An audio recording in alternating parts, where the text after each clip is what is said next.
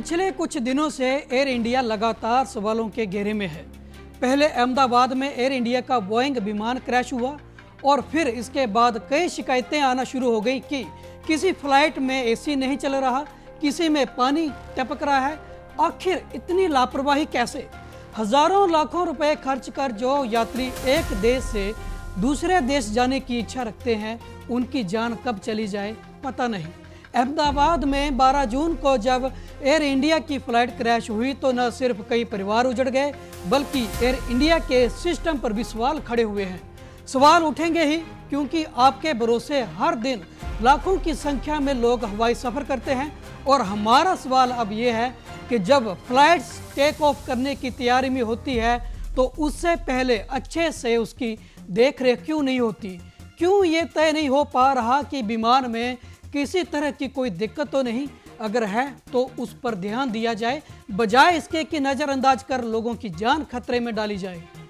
यह हम इसलिए कह रहे हैं क्योंकि एयर इंडिया का ड्रीम लाइन विमान जब हादसे से पहले दिल्ली से अहमदाबाद जा रहा था तो तब उसके अंदर का एक वीडियो सामने आया था। वीडियो में शख्स बता रहा कि एसी सिस्टम फेल है, चीज़ें खराब पड़ी हैं, बहुत सारे लोग परेशान हो रहे हैं, सीट के सामने लगे स्क्रीन्स भी काम नहीं कर रहे। इससे ये साफ होता है कि यात्रियों की सुरक्षा को लेकर लापरवाही बरती जा रही है। फिर एक और खबर आती है कि हांगकांग से दिल्ली आ रहे एयर इंडिया के बोइंग 787-8 ड्रीम लाइन विमान में कोई तकनीकी खराबी आ गई। ये फ्लाइट्स रविवार रात करीब 12 बजे हांगकांग से रवाना हुई थी। एक तरफ ये 3 घंटे 9 मिनट देरी से रवाना हुई थी, तो जब उड़ान भरी तो पायलट को संदेह हुआ कि कुछ तो विमान में खराबी है। हालांकि पायलट ने कुछ देर तक समुद्र के ऊपर उड़ान भरी रखी और फिर 1 घंटे 19 मिनट में ही वापस हांगकांग एयरपोर्ट पर इमरजेंसी लैंडिंग कर दी। सोशल मीडिया पर एक और वीडियो सामने आया जो 13 जून का बताया जा रहा है। एयर इंडिया एक्सप्रेस की फ्लाइट संख्या IX 196 दुबई से शाम 7:25 पर जयपुर के लिए उड़ान भरने वाली थी, लेकिन तकनीकी खराबी के चलते विमान ने 5 घंटे से ज़्यादा समय तक उड़ान नहीं भरी।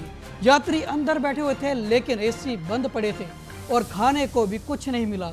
बेचारे यात्री स्विच दबाकर सहायता मांग रहे थे, लेकिन कोई भी क्रू मेंबर नहीं आया।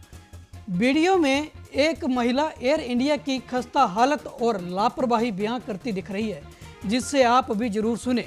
I am really shocked to see the irresponsible behavior of this flight. I am actually shocked. मेरा बेटा जो 3 साल का है बेचारा पसीने में भीग चुका है। आखिर कौन लेगा जिम्मेदारी? विमान की उड़ान से पहले एयरक्राफ्ट मेंटेनेंस इंजीनियर्स की ड्यूटी होती है कि वो सुरक्षा तय करे। लाइन मेंटेनेंस स्टाफ भी अलर्ट रहे, लेकिन पिछले कुछ दिनों से जो लगातार बोइंग विमान में लापरवाहियां दिख रही हैं, उन्होंने एयर इंडिया के सारे सिस्टम पर सवाल खड़े कर दिए हैं।